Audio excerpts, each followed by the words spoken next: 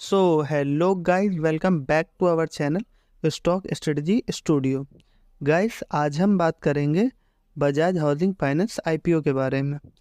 कैसे इसने आज के दिन अपने इन्वेस्टर्स को माला माल किया है एंड देन जिसको ये स्टॉक अलॉट हो गया है उनके मन में बहुत से सवाल आ रहे होंगे, जैसे कि ये स्टॉक हमें अपने पोर्टफोलियो में होल्ड करना चाहिए या फिर यहाँ से सेल कर देना चाहिए, या फिर जिनको ये स्टॉक अलॉट नहीं हुआ है उनकी फ्रेश बाइंग कहाँ पर बन रही है।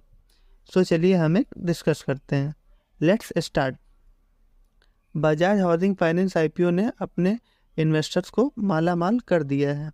ये कहना गलत नहीं होगा कि सारे रिकॉर्ड तोड़ दिए हैं आईपीओ के सब्सक्रिप्शन के इस कंपनी ने।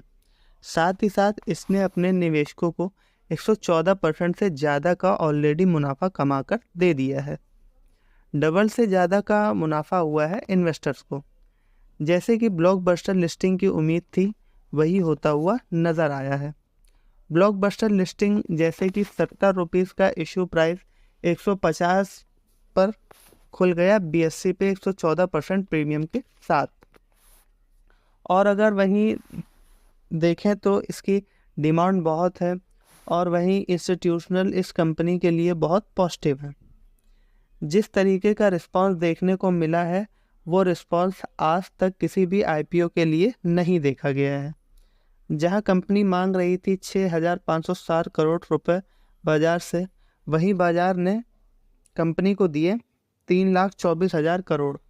वही 3,24,000 करोड़ की बोली का मतलब है कि इंडिया की जीडीपी का 1% हिस्सा आईपीओ में रकम के तौर पर लग गया। तो उम्मीद तो यही थी कि आईपीओ की लिस्टिंग बहुत ही अच्छी देखने को मिलेगी, जो कि आज ऐसा हुआ भी। 81 लाख एप्लीकेशन लगाई गई थी और अब जिनको नहीं मिला है या जिनको नहीं मिल पाया है, जैसे कि इंस्टीट्यूशनल, तो हो सकता है यहाँ से स्टॉक में बाइंग की होड़ लग जाए।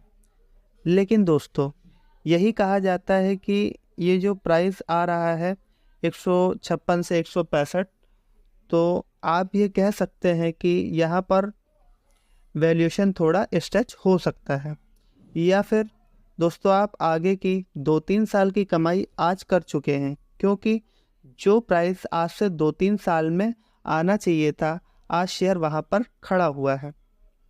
वही दोस्तों, जो यूफोरिया इस स्टॉक में बन रहा है कि बजाज हाउसिंग फाइनेंस आईपीओ देश की दूसरी सबसे बड़ी एयूएम के लिहाज से हाउसिंग फाइनेंस कंपनी है, उसका आईपीओ आया है।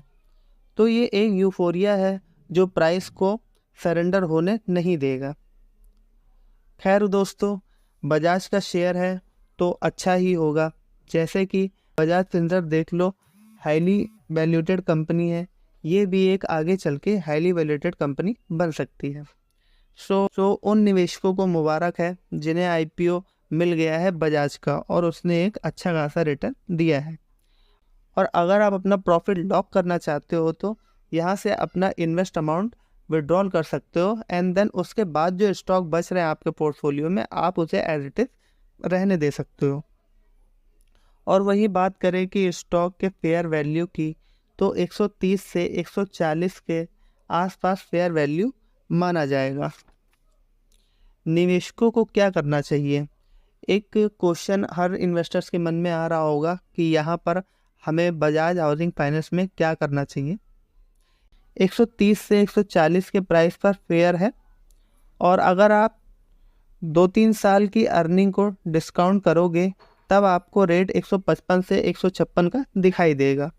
और वहीं देखा जाए कि रेट गिरने को तैयार नहीं है, तो उसकी वजह है जिन इन्वेस्टर्स को नहीं मिला है तो वो एक अच्छी क्वालिटी का स्टॉक समझ के खरीदने को तैयार है इस भाव पे। लेकिन दोस्तों, उसके पास पावर है हाई अमाउंट इन्वेस्ट करने की और उस स्टॉक में रुक के लंबे समय तक उसके बाद उससे पैसा कमाने की, क्योंकि उनके ऊपर कोई टाइम लिमिट नहीं है। वहीं आम रिटेलर के पास ये पावर नहीं होते हैं, तो वहीं आम रिटेलर इस प्राइस पर बाय करके फंस सकता है। दोस्तों, बजाज हाउसिंग फाइनेंस आईपीओ एक लॉन्ग टर्म स्टोरी है, बिकॉज इनका एयूएम डबल हो जाएगा 1 से 2 साल में। अगर कंपनी सेक्टर का ग्रोथ देखा जाए तो 12 से 15% है, और कंपनी ने जो ग्रोथ दिखाया है वो 30% से ज़्यादा की है। यानी कि इंडस्ट्री से ज़्यादा स्पीड से चलती हुई कंपनी हमेशा इंस्टीट्यूशनल को अच्छी लगती है। ग्रोथ के पीछे एक कारण और माना जा रहा है, इनकी डाइवर्सिफाई बुक है, टेक्नोलॉजी के ऊपर फोकस है, और इनका खुद जो फोकस है वो कंपनी के लॉन्ग टर्म क्वालिटी मेंटेन करने के ऊपर है। यानी कि कंपनी का मानना है कि एसेट क्वालिटी बहुत अच्छी होनी चाहिए। सो यही वो कारण है कि कंपनी इस फंडामेंटल से बहुत अच्छा ग्रोथ दिखाएगी, यही लोगों का अनुमान है। और इसी कारण से कंपनी का आईपीओ सीधे 70 से 150 पर लिस्ट हुआ है, और आज की डेट में स्टॉक 165 पर बंद हुआ है।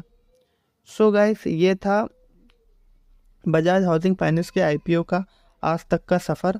वहीं आप इसे लंबे समय के लिए इसे अपने पोर्टफोलियो में रखना चाहते हैं तो रख सकते हैं।